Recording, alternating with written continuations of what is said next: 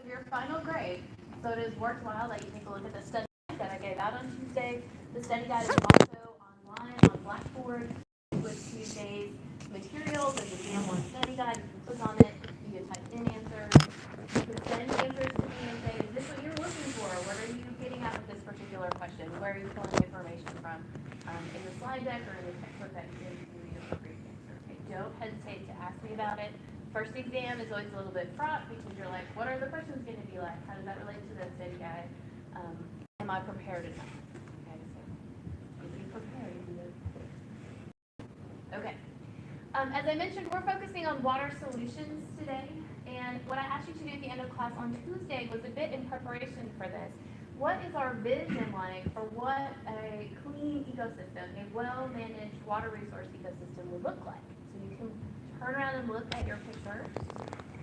Some of you are closer, farther away to them. What do you notice as some common elements to all of these? Green, good. Blue, clear water, good. Sunlight, good. We have access to these basic resources.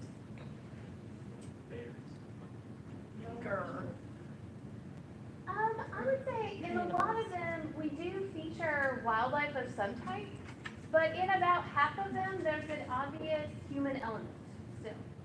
That we have some type of dam, or we have some type of filtration system, some type of obvious touch, either helping or living alongside the ecosystem, like lots of them feature houses in one corner or another. And those are the key elements. We know what we want this to look like. We want the water to be clean and clear.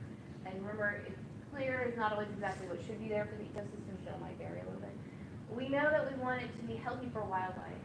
And we're starting to recognize that we play a role in this ecosystem too. That we have to be getting benefits from the ecosystem, just like the wildlife.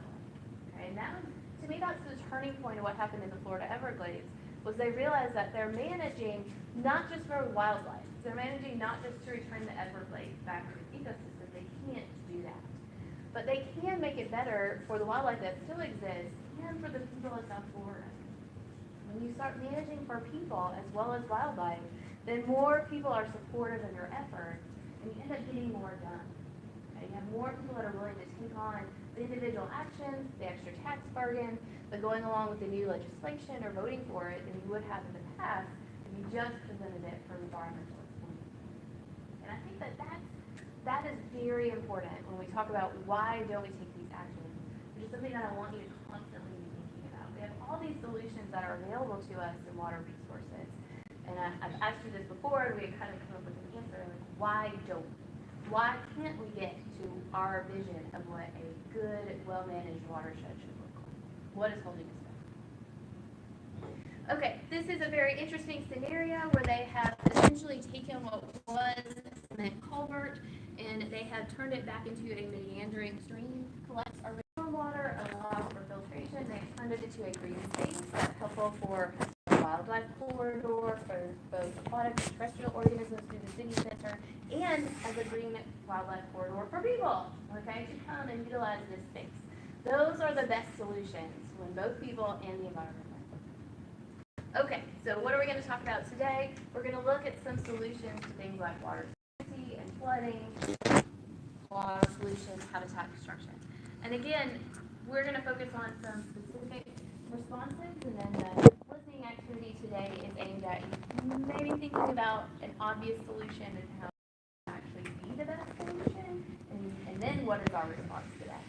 In this particular picture, we have individuals that are using water filtration that are individual, multiple-use devices aimed at providing clean drinking water. And so these have particular filters inside of them that will filter out lots of the harmful pathogens that are in unclean water. Bacteria, viruses are taken out by these types of things, eukaryotic parasites that you're asked to kind of look at and think about on this homework 2 assignment. Okay? So some solutions can be individual, person to person. Others need to be community watershed-wide. And there's a whole continuum, there's a whole spectrum of possibilities between those two ends, of personal, individual solutions and community-wide, statewide, nationwide responses to these water problems. Okay, so let's do it. Um, just a reminder of the apocalyptic slide here, like what are we trying to face and solve when we think about these solutions? These are all the different things that we have touched on to some degree or another, some definitely more than others. We've talked about, of course, water scarcity, flooding, pollution, habitat destruction. Under that umbrella of habitat destruction, which I've really focused us on land development and building in watersheds and wetland ecosystems that destroys or degrades that habitat. There's lots of other actions that count as habitat destruction or degradation. Water pollution and flooding and water diversion definitely fall into that category. Other things that we'll touch on at different points through the semester are things like overfishing and overexploitation. Sometimes the practices involved in fishing can result in habitat destruction, most particularly when we do bottom trawling and we drag heavy nets across the seafloor or through an aquatic ecosystem. We actually destroy the structure of that in addition to taking out organisms in a fashion that might not be appropriate for their population dynamics. Invasive species can be a form of habitat destruction and degradation. Again, it kind of varies how severe that is in a particular ecosystem. Climate change, ocean acidification are items that we'll talk about in detail when we get to the appropriate points for that throughout the semester. Those two are pressures on aquatic ecosystems from the area of habitat destruction and degradation. They're changing the foundation of what's present in an aquatic ecosystem. That makes aquatic ecosystems more vulnerable to the effects of freshwater diversion, flooding, and pollution. Okay? An ecosystem might be able to respond and be resilient to a couple of these pressures, but most aquatic ecosystems are facing a barrage of problems from a variety of different sources to the point that they get overwhelmed. And that's the big problem. Okay, when these things harm, of course, the aquatic environment, we have all kinds of environmental, social, economic consequences that we've made big lists of throughout the scene. Okay, we have a loss of ecosystem services, biodiversity, economic income, breakdown of social civilization that's dependent upon those economic environmental resources surrounding these aquatic ecosystems. Okay, so what can we do? All right. Our response to these problems has to be different for every ecosystem that we encounter. Unfortunately, there is not a one-size-fits-all t-shirt that you can wear that will address all of these problems. And that's probably for the best, okay? Like each individual environment, each human community around one of these particular ecosystems is a little different, has different values and beliefs that we have to work with differently in different areas of the United States and definitely in different nations around the globe. And the threat of problems for an ecosystem vary with the persistence of the problem. We come back to this idea of persistence yet. And we know that the persistent pollutants are the ones that are the longest term in the environment, that are going to have the most consequences long term. Those pollutants are most problematic in ecosystems where the water sits around for a long time and persists there, dumping its load, having an impact on the ecosystem around it. And so in general, moving water flushes pollutants and pollution and sediment and thermal pollution away and downstream. And pollutants tend to be less persistent in rapidly flowing water ecosystems. Even, if we look at the oceans, in places where you have those big ocean currents, you don't have a buildup of plastic pollution. It's in the middle of the ocean, where the ocean currents slow down, that we accumulate those garbage patches. Okay. This means that in places like streams, rivers, estuaries, along shorelines where you have tides and waves that are moving water around, you have enough water motion that you can dilute out lots of the problems that are associated with facing aquatic ecosystems. It's also in these places, sometimes though, that we have the most human interaction with aquatic ecosystems because it's the rivers and the streams and the estuaries and the shoreline that are the places where we are meeting with the aquatic environment and where we are bringing in a load of pollutants that wouldn't be there otherwise. The biggest problem when it comes to water pollution and even flooding are in standing water areas where water stagnates and sits still for a long period of time. That means there's not a chance for aeration to bring in oxygen to lower water levels. Eutrophication is more likely to happen. When you don't have a flow of water to carry away pollutants, they build up in that standing water body. And the flooding that we're having here in Ohio in these couple of days when we have all these rainstorms, we're seeing that the pollution that's built up in retention ponds now is overflowing that system of retention and filtering out onto our streets and over into the rivers and the lakes, and it's creeping up in your backyard and hopefully not backing up into your basement. But that's the problem with the retention pond system, is that it retains for us the pollution, it keeps it out of other areas, but then it becomes built up in those stagnant areas itself.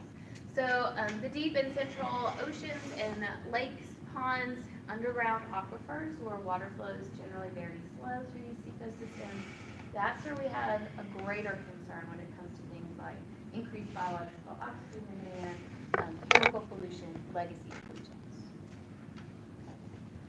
So again, persistence is an ever-recurring theme in these water quality issues.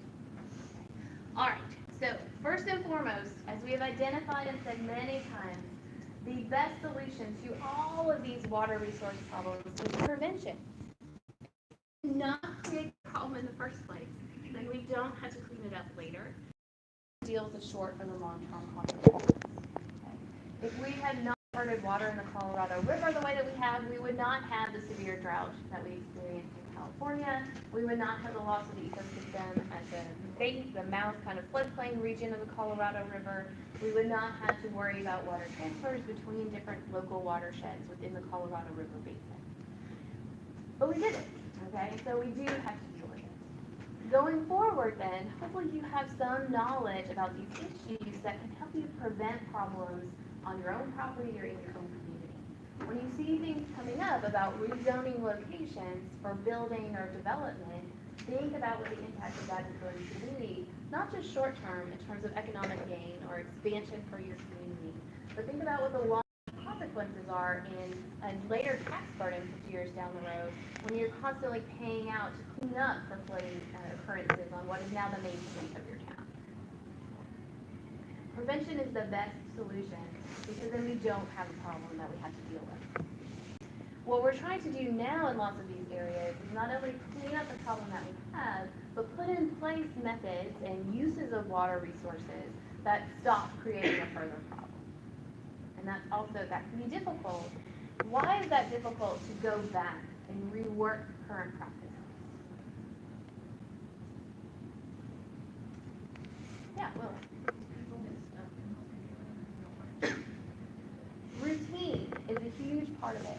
Why else is it difficult to go back and say, hey, we need to have a different way that we make sewage waste? Good, and we have talked about and identified money as a big problem before. It costs money to put in new treatment plants. It costs money to change the way that you're doing things. When we think about that money expense, is this a short-term or a long-term money problem? Lots of times it's short-term.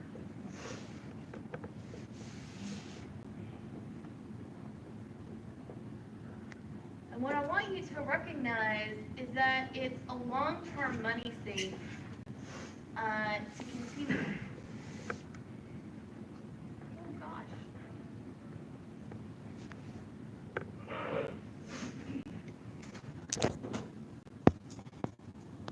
Okay.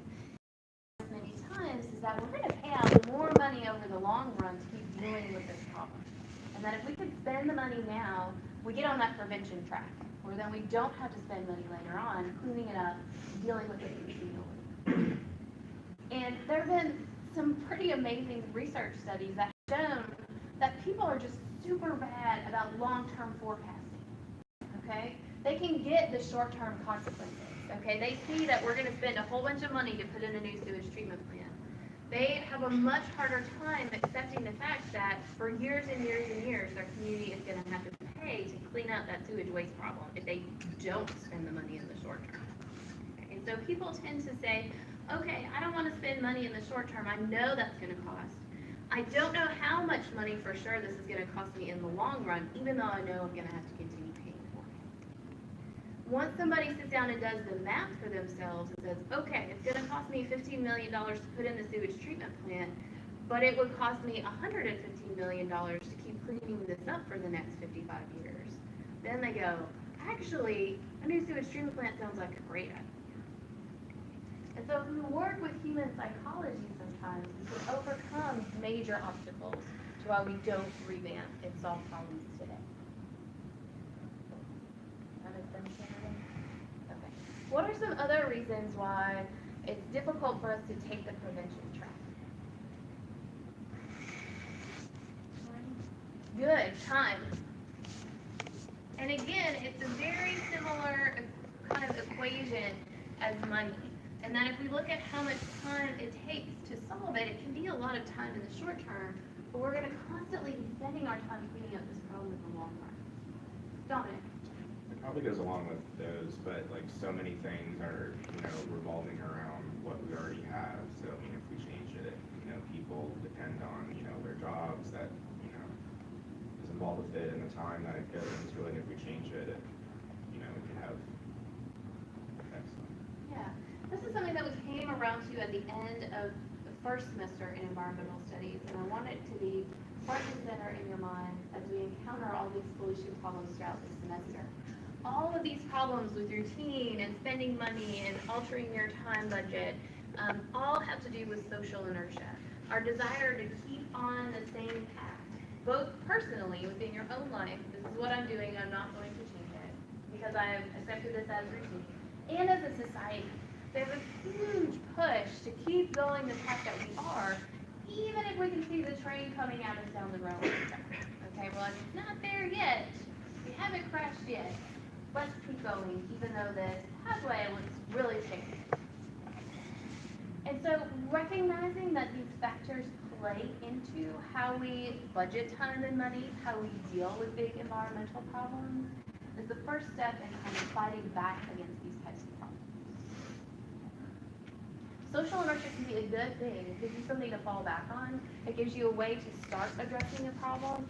It gives you reassurances that life will continue as normal in lots of different areas. But it comes at a cost, but it takes us a long time to change, even when we know we should.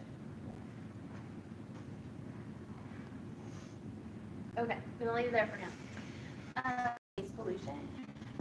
And we definitely have mentioned these things in class already, but again, the idea is to get them on a slide for you where you can write them down so you can write them down on the test on Tuesday. The simplest solution to solid litter trash, both in the water and on land, is to create it in the first place, to use less products in packaging, to use less products, period, in terms of our consumeristic society. But then once we do get solid waste trash out there, the easiest solution is to pick it up and put it in its appropriate trash receptacle before it gets out into the aquatic environment. We can catch this waste while it's on land, or as it's entering the aquatic environment, it doesn't have a chance to get out there into the middle of the ocean, where it's much harder, more costly in order to clean up. Okay, so picking up litter is the first thing. You can do this today. As you're walking through the parking lot today, on back to your vehicle, look at the storm drain that's collecting all of this water, and notice what is in that storm drain. Okay, that is all solid waste litter that is attempting to end up in our aquatic ecosystems. Okay, maybe take some responsibility for that as you're going back. Other things that have turned out to be really helpful when it comes to cleaning up solid waste is catching and entrapping this solid waste, again, as it's flowing down rivers and streams before it gets a chance to hit those stagnant water bodies and sit and accumulate. Simple things that are shown here are what are called baffle boxes. A baffle is anything that kind of slows something down or absorbs stuff. So we have baffles that come out in music, we have baffles that come out in sound production. A baffle in an aquatic environment is something that slows down the flow of water. And in this case, what we're building is that essentially water is flowing out of the drainage pipe into the area. You have a big metal cage that's going to sift out all the litter whether it's organic debris, aluminum cans, glass, plastic, whatever that's coming down, it's gonna catch all of that in a metal container that can easily be picked up and dumped into either a trash can or more likely on garbage day for that particular area. The garbage truck comes by and lifts everything out and dumps it, sends it over to the landfill. These are really, really effective for local communities to put in place as their stormwater drainage outfalls to collect trash that they know is going to accidentally end up in those locations and keep it from getting out into the lake or the pond or the bigger river watershed ecosystems. The other thing that's pretty awesome about these baffle boxes is because the water slows down as it enters this region, it has to fill up the entire place before it can flow out, is you get a chance to build up and collect sediment in these locations. So you can sift out sediment pollution before it ends up in places, and that sediment then is going to act as a natural filtration system then for other pollutants. It's going to start to harbor a microbial community that can start to chew on the excess nitrogen and phosphorus in that retention spot before you add those fertilizers to the next place of water. So baffle boxes are pretty helpful. And again, the prevention is front and center when it comes to solid waste. Yeah. How common are baffle boxes? I would say that when a community today does a new planning area and they know they're going to have to deal with stormwater, they're going to have to replace a culvert, they're most often putting in baffle boxes. It is a current fad, I would say, in community engineering, civil engineering to include these. What's problematic is retrofitting old outfalls and old stormwater pipes. Most places, if you look today, like in our neighborhood, we have this kind of grassy culvert system that comes in and the water flows down in. There's a grate on top of where that is flowing off into the next place. And that grate is essentially a baffle box. That's a place where this stuff can accumulate, and we have a chance to capture it and put that stuff where it belongs before it gets washed down to the next portion. And so part of it is building with these now. Part of it is retrofitting.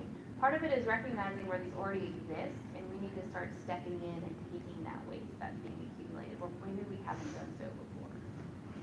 So most communities today tend to put in baffle boxes in places where they have retrofitted a green space. Like they have made a green space in a place that used to be an industrial waterfront shoreline area, and they are trying to keep that place clean. So they're going to highlight that they put in this baffle box in order to catch your waste. And they put like a plastic cover on it so you can see the waste accumulating. And then it helps us recognize how much of a problem we're creating to you, as well as giving access and an easy way to pick up. Okay. Other systems that are similar to this are putting out plastic booms in locations behind dams, so that as this waste accumulates behind the dam, it's then captured in a region that can be easily skimmed up. So there are lots of variations on the baffle box that can work too. This idea of trying to catch this waste and scoop it up and remove it in a fashion that's timely and efficient. Okay, when it comes to chemical and sewage, nutrient pollution, these compounds into the aquatic environment is the star of the show. If we don't have these leaching fields and we don't have these problems with these compounds out there, if we can find biodegradable synthetic representatives for some of these compounds that are of less harmful qualities for organisms, those are also things that are great when it comes to dealing with chemical, persistent organic pollutants, even petroleum oil production. As more and more people start asking companies to create better compounds, there's more and more of a market for replacement of some of these toxic compounds out there. Unless we create an economic incentive almost for companies to start making replacements or preventing their exposure of wildlife and us to these compounds, then companies are more likely to change. All right. The other thing that comes in really handy with this is that we can make all kinds of regulations about quantities of chemicals that are safe in water, quantities of chemicals that can be released over time. That's very easy to do on a point source basis, regulation and legislation. We can even start to do it on a community-wide level when it comes to storm runoff or sewage pollution. the thing that has to come hand in hand with regulation and legislation is enforcement. If there's no actual fine for not following through with the legislation, then the companies will continue to do it. If there's no fine for you as a pet owner for leaving your dog poop next to the stream that you just walked through in the park, then you will continue to do so. Okay? 'Cause it's not fun to walk around with dog poop. Until we start enforcing the regulations, they don't have any teeth. Okay, we can make a great law, but if it never goes into effect, then it will not have a substantive consequence. And that's something too, as a community, we have to begin to take responsibility for. It can't just be our legislators passing a law. We then have to go along with the law. Okay, we have to start abiding by it, sometimes even if there isn't a noticeable penalty. Again, being aware of the waste and what happens to our waste when we're done with it, just like with solid waste trash, in terms of sewage and nutrient eutrophication on property, and not accidentally get rinsed where I don't want it. Okay, all right. Definitely in the cases of sewage as well as chemical waste, we need to be treating these compounds before they're released into the environment. And in many cases, the simple addition of a tertiary system, of a retention pond, of letting water either flow through sediment or be taken up by plants, whether those are aquatic phytoplankton or putting something out into a wetland ecosystem where the plants can take up and kind of chew on these different compounds, assist with microbial degradation. That integration of natural nutrient chemical cycling can help us clean up these pollutants before they get out into an ecosystem. Again, that's much bigger, much broader, much more difficult in order to clean up. Okay. Today, again, in most new and modern communities, we have not only primary and secondary, but we have tertiary sewage treatment plants that kind of go through this entire process. The primary and secondary treatment plants are what are shown here. Now we take out all of the kind of solid waste, we let it settle out. We usually put that in what's known as a sludge drying bed or retention pond, and that stuff can get sold as fertilizer in appropriate uses. We then go through some aeration and settling, and we do chlorine to help disinfect our sewage treatment. The tertiary sewage treatment is that instead of this water coming out of secondary treatment going straight into the lake, the river, the stream, it goes into a retention pond, and it sits there for several months to a year. That means that organisms can utilize the nutrients in that water. We're not just treating for pathogens and the solid chunky waste that comes down our toilets and from our sinks. We're also treating for the nutrients, and that's the tertiary step, is when we start to remove the nutrients from our sewage waste, as well as the things that we readily identify as problematic. All right. The other thing that comes along with this is a recognition that we have to alter our agricultural and livestock practices, and we have to be very conscious of our fertilizer use and what's happening with our livestock manure, and where is it going? How long is it being allowed to aerate, for the nutrients to be degraded, for pathogens to be removed? You know, when you have a livestock operation, you don't have to send your waste through the sewage treatment plant. Okay, there aren't a lot of regulations about holding on to that waste. It contains pharmaceuticals. It contains potential pathogens. It's a huge source of nutrients for eutrophication. How do we incorporate treatment of livestock waste into modern day agriculture? What can we do to work with ranchers, to work with large-scale poultry productions and feedlots in order to treat their waste in a responsible fashion? How can we give them economic incentives to do so? Those are the questions. We have the solutions. We know what we should do. How do we get people to take the right action? Okay. That's all I'm going to tell you about pollution and kind of cleaning it up for right now. Again, I think that we know what has to be done when we see pollution and how to clean it up. The big problem is getting people, including ourselves, to take those actions, to fight back on what's keeping us from doing that. I want to spend just a little bit of time talking about how we can fight drought and freshwater scarcity. These are big economic issues. When it comes to availability of fresh water, it's not only how it has environmental impacts, but it's starting to be a big economic, social driver. And it's again one of those things on the horizon that, what is going to kick off the next world war? It might be water rights, freshwater access. As we get more and more people, we have less and less available fresh water. How do we get more fresh water?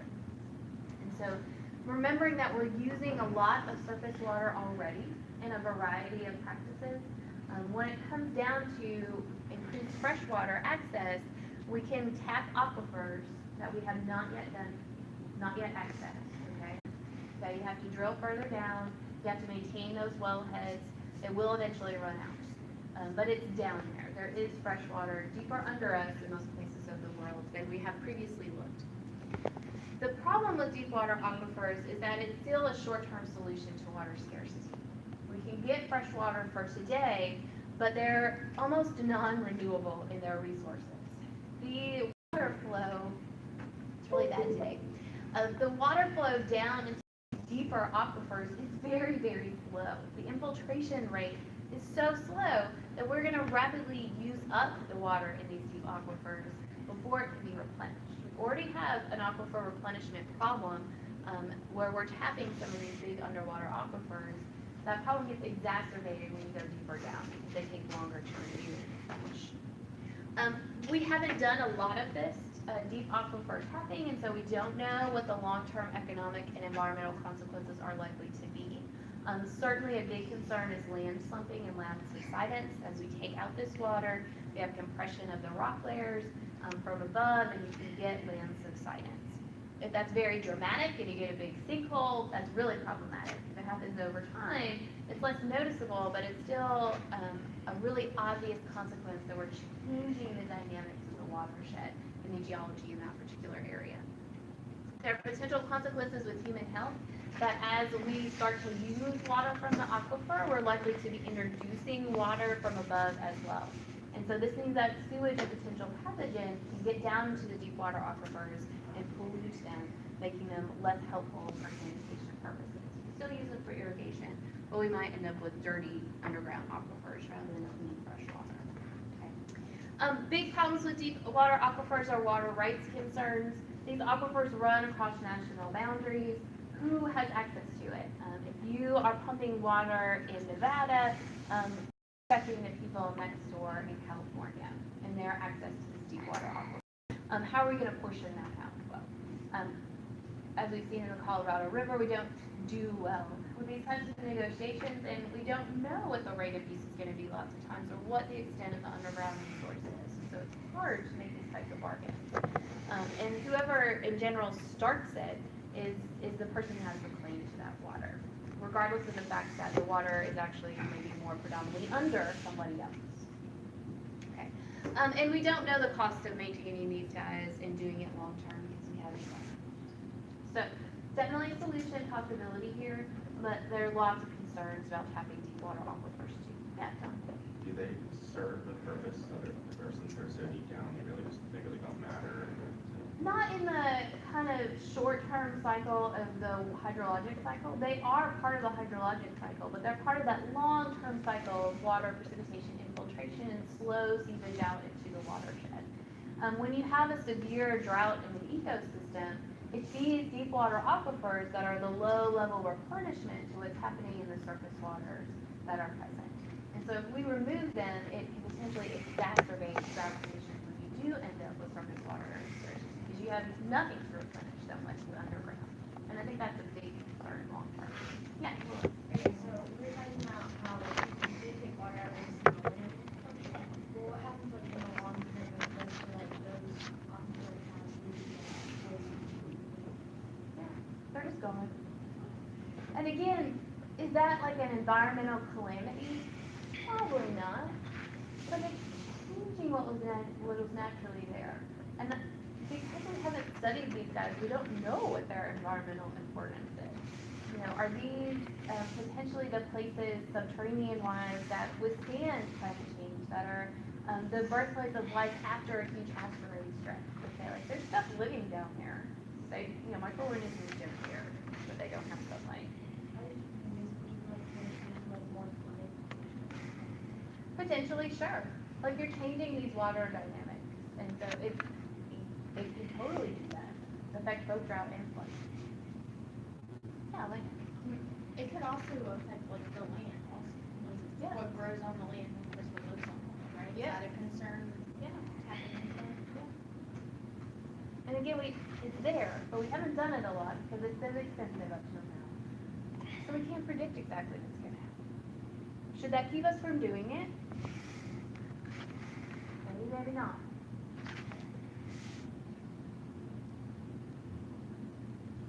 Okay, the second thing on the list there about water scarcity was water transfers. We have two of the big aqueducts that are flowing from the Colorado River over into California. Shown here. Water transfers have been a part of the history of the United States, particularly in the western United States, of taking water from where it is and putting it where it is not. I mean, think about the Romans and their aqueducts, as they took fresh water from lakes and took it to the places of human civilization. Yeah. How much are we wasting for evaporation of this? A ton. Okay, that is a big problem with surface water transfers, is that as you're moving the water, it's exposed to the atmosphere and a lot of it evaporates. It's the same problem with this type of open field irrigation where you let the water flow in shallow trenches next to the plants. A ton of that water evaporates before it infiltrates the soil, before it gets taken up and utilized. The same thing happens here. A ton of that water just literally evaporates before it makes it to the farms for irrigation or the towns for drinking water purposes. Like the copper net? That helps a lot. And what they've even done during the drought in California was they found that they could make these black rubber balls that would float on the surface of the aqueducts and their retention ponds and block the sunlight from being able to evaporate the water. And that helped with their water scarcity problem. So those types of solutions are definitely available, and it's time to think about utilizing in lots of these places that have drought conditions and water scarcity. That again, we can kind of project as being a long-term problem with climate change. Yeah. They down in many places like that underground. They do. It's more expensive to route stuff underground because you have to create a pipe with like a top, and you can think it's like half the cost if you just have to do half of that pipe and leave it open to the surface. Of course, when we're going through mountains, it's just like putting through a railroad track through a mountain. You have to blast the tunnel for these things to move through, and they'll do it and make it okay. But it's so much cheaper in order to do it this way. And then also, in this type of surface water transfer, it's easy to divert it, right? It's easy to dig a channel where it's going to flow right out. You know exactly where you need to go. You can plop down an industry or a farm right next to that water resource and have really easy access. And so, surface water might be preferred, but definitely underground is a lot. Okay. So we can do this. It's great for drinking water. It's great for irrigation. It's great for industrial resources. If you are the watershed that has extra water, you can sell this to people who don't have enough water. So that's money for you, less for the other people. The problem with this is evaporation and inefficiency. The problem with this is downstream. That you can take water from upstream where it appears abundant, and you're affecting flow rates and water quality downstream in ways that you may not anticipate, as this is what happened with the Colorado River. It's not just a problem with these water transfers in the United States, but we see it happening to a large extent in Eastern Europe and the Middle East, where they're taking headwater water resources and diverting them from their endpoints, and that has consequences on the endpoint. You can get resources out of water transfers, but it dries up the endpoint where that water needs to flow to. Just like we have problems with water diversion for drinking water and irrigation in the Everglades, this is happening in places like the Aral Sea, which is shown in this particular picture. Between 1976, we went from an open body of water in the Aral Sea to pretty much a dry salt liquid. That is not useful for economic, useful for tourism. There used to be big fisheries that were important on the Aral Sea. Those are entirely gone. So there are really high economic costs when it comes to water transfers. You have to maintain the infrastructure for the actual movement of water, whether it's above or below ground.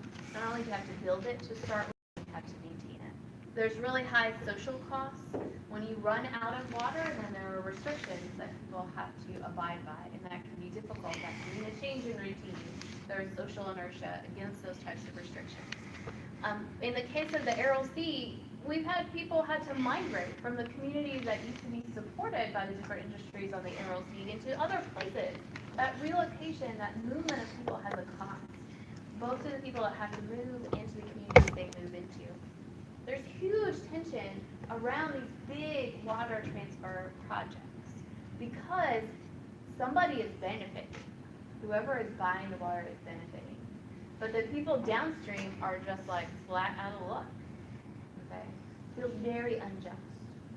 And then there's huge environmental costs when you take a fully functioning ecosystem and you radically change it. Okay, water transfers have been problematic, not just in the Aral Sea and in the Colorado River Basin, Sacramento Bay, Mono Lake, Owens Lake, the Salton Sea. Those are all also large freshwater lakes, in the case of Sacramento Bay, different kind of estuarine ecosystem that are affected by freshwater diversions, by these types of water transfers. Taking the water from its natural flow rate down the river and sending it out to communities and agriculture. Okay. All right, so let's talk about dams here in the last couple of slides before you listen to our podcast. A dam is really simply a structure that builds across a flowing body of water. We've been doing this for a long time, okay? Like, it's really useful to build and make a pond behind it that you can utilize that fresh water for a variety of things. Once you have a dam structure in place, you can control the flow of water, and you can use that running water to do all kinds of things, like run a mill for grinding wheat into flour, like hydroelectricity today. It used to be water electricity that was spinning all the wheels in the textile factories, okay? Water power and humans go side by side, and the dam structure, that impediment to pulling water that lets us control the flow of water, has been central to that. Okay, so humans and dams, lots of good benefits, okay? Lots of good back and forth between us. But there are consequences, just as there are benefits to building dams.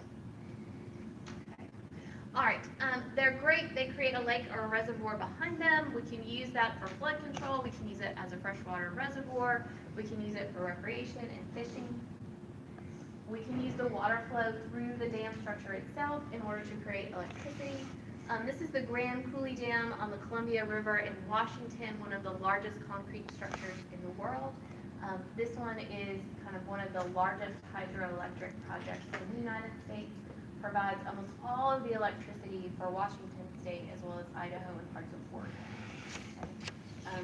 The reason that there are Washington State apples and orchards in Washington State is because of the irrigation provided by the reservoir of the Grand Coulee Dam. Just phenomenal project that has brought enormous economic social booms to the northwest region of the United States. Yeah. So if we put in a lot of dams, could we kind of eliminate the use of fossil fuels? Not eliminate, but They are a huge player in transforming our electricity generation from fossil fuel based to renewables. The difficulty with hydroelectric is that it's so dependent upon a flow of running water, and that's just not available in some places in the United States. And so, like the Grand Coulee Dam can do electricity production for a huge number of people, but then you have to distribute that electricity appropriately. And with every transfer, you lose some energy. And so eventually you can't get the electricity from the Grand Coulee Dam to us here in Ohio, like it would all peter out by the time it got to us. And so hydroelectric can't do the whole job. could we do the Ohio River? We do. We already do. It's a much smaller portion of the electricity generation and use here in Ohio versus what's happening out west. And part of that is tradition. When we colonized the western United States, the first thing they put in were these hydroelectric dams. They never had to transfer from fossil fuel burning plants to hydroelectric like we're having to do. And so for us, a much better option that can supply our needs here is to go towards solar and wind power rather than hydroelectric. Like we just don't have enough hydroelectric generation to do it for our region. And you know, the hydroelectric is a bridge for us towards that end goal of solar. So yes, we can, but it's not enough. We don't have enough hydroelectric resources to do. Okay, great for flood control, transportation, and energy production. Use of dams and levees and dikes, which all fall into this utilization of freshwater resources, has affected the flow and reduced the flow of 47% of the world's largest rivers. Remember that when you build a dam, you immediately alter the habitat of upstream and downstream. Upstream lost flood, where you're producing this freshwater reservoir. Downstream, you lose water flow, and you end up with kind of drought conditions and water scarcity, unless you maintain water flow similar to what it was before coming out of the definitely, dams and levees and dikes are particularly problematic for wetland ecosystems. They tend to block off the access of fresh water to penetrate out around the river, to keep the river straight and narrow, and they really degrade those wetland ecosystems over time. The other thing that happens with a dam or a levee of a dike is that it prevents the water from flowing out over its banks and interacting with the soil so that we can have filtration, water, clarification, pollution removing ecosystem services. The other thing that a dam and a dike and a levee does is that it restricts the river to a particular area and a particular height. And it means that there's no buffering capacity within that ecosystem then when you get a whole bunch of precipitation. It immediately floods, okay? It immediately goes over and out beyond the system. When you have a drought, there's no way for the watershed to refill itself. You've blocked off all the potential pathways for water to come back into the freshwater, surface water resources. The picture that you see here is the area behind the Three Gorges Dam in China, which is the largest hydroelectric dam on the planet. The bottom picture is what this river looks like beforehand. I think it's on the Yangtze. And then afterwards, you see all the flooding that has happened upstream. They moved something like 2,000 communities in order to allow for the flooding that they knew was going to happen behind this dam. They've had some real problems with erosion on hillsides after this flooding has wiped out vegetation. You can see the color of the water is very, very different here than it was beforehand, because you essentially have had all this sediment and almost like glacial silt flow into the river and the watershed behind this dam. And it's totally changed the water chemistry and quality for organisms living in that region. I think I mentioned before, the dam has cracked since it was produced, and so some of their hydroelectric productivity has had to be turned off. And that, of course, then negates the whole purpose for having this big social economic cause. The good that was supposed to come out of this dam has almost been lost in terms of hydroelectric. Okay, we have a bunch of dams here too. This is the Colorado Basin, and each of these dots is a dam that here. This is the Colorado kind of river basin. All the red lines, aqueducts, water transfer canals, all the dams are shown as these green structures on it. In the Pacific Northwest, these dam structures are a big problem when it comes to migrating salmon going in and out of the rivers. When you're salmon, you can't jump over the dam. You have to have a way to get around it. You have to have a fish ladder or a side stream that allows the fish to swim upstream past the dam. And that is done in many of the locations on the Columbia River. All the green ones are places where fish ladders or sideways are available for migrating salmon to continue upstream. But the red ones are dams that have nothing in place to allow for fish to move past. So it's great in these instances where you have all these dams upstream that fish can move through, but it just takes one dam that can't get by to totally negate what you've done upstream. How hard is it to put in a fish ladder? How hard is it to put in a fish ladder? I don't know the exact cost. It can be difficult to retroactively fit a dam with a fish ladder because you have to destroy part of the existing structure in order to allow for a passage of water. And that's risky when we're talking about these structures that are holding back millions of gallons of water. You can, but that destabilizes the sediment in the soil that's part of the retention pond or the reservoir behind it, and there are risks always associated with that, of flooding or breach of holding that water. You can do it though, and in some cases, communities are paying for that. You know, they turn off the dam, they allow it to open up and kind of water levels to stabilize while they build these structures. But you lose the benefits of the dam while you do that in some cases, or you have to run these engineering risks. And again, it's like people versus fish. Yeah, that's a fish are gonna lose scenario. Okay, of course we know what's happened in the Colorado River Basin. This is looking at flow of what's actually coming out the mouth of the Colorado River Delta. You can see how it drops dramatically after the Hoover Dam was completed as restored flow, but then of the Colorado River looks like this. What was a fully functioning estuary wetland ecosystem is now essentially a desert, a mudflat. So the benefits of dams are definitely there. There are some pretty extreme consequences too. All right. The best thing to do is to improve efficiency, either in irrigation purposes, to go to drip irrigation systems, to go to central pivot irrigation systems that distribute water directly to plants, rather than having water just available to plants. Okay, this is like taking your garden hose and watering your flowers, than just letting your kids stand there and wave the water hose around. Okay, that has happened at my house. Some of those that we watering things are more efficient than others. Okay, and we have to, just like with my kids, we have to teach people how to be efficient with water. Okay, it's not something that comes naturally to everyone. Okay, we have to talk about why waving around the water sprinkler and seeing rainbows is not always a good thing. Okay, and that there are better ways to do it. It also comes in terms of what we're doing in our houses. We have to improve efficiency. We have to fix leaks. We have to use efficient home watering systems. We have to be beautiful and hardy long term rather than short term kind of annual plans. We have to use water saving appliances. Again, this isn't something that you might just go out and buy a water saving dishwasher. But when the time comes to replace your dishwasher, when you become a manager of an apartment complex and you get to make these types of decisions, start making responsible decisions. Yeah, a bit of responsibility. Okay, I'm gonna let us listen to this podcast now. It's about 20 minutes long. What I want you to do when you get your paper is write your name on it. Okay, and I want you to respond to the first question, okay?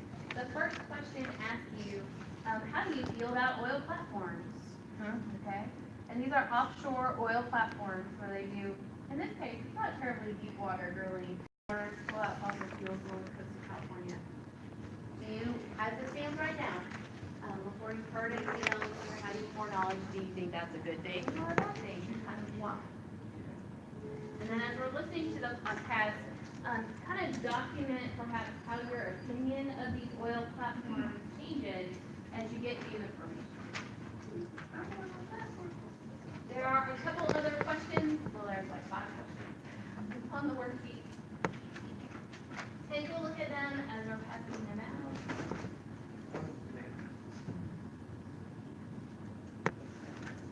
Take a look at them once I get us set up so that you know what to kind of be listening for.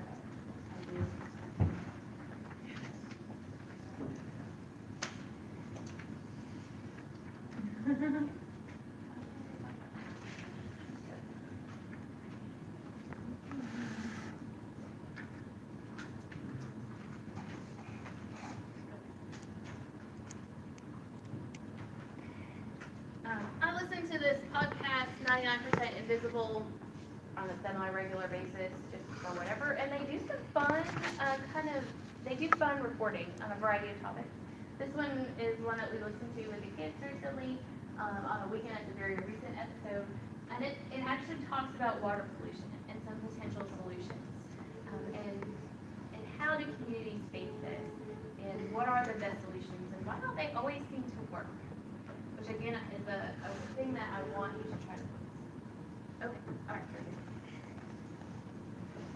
This is 99% Invisible. I'm Roman Mars. There are a lot of beautiful places in California, downtown Oakland, for example, but Santa Barbara is like stupid beautiful. Yeah, it's like a comically picturesque California scene here. A few months back, we sent producer Emmett Fitzgerald down to Santa Barbara on a really taxing reporting assignment. You got all these beautiful sailboats, you've got pelicans, just like two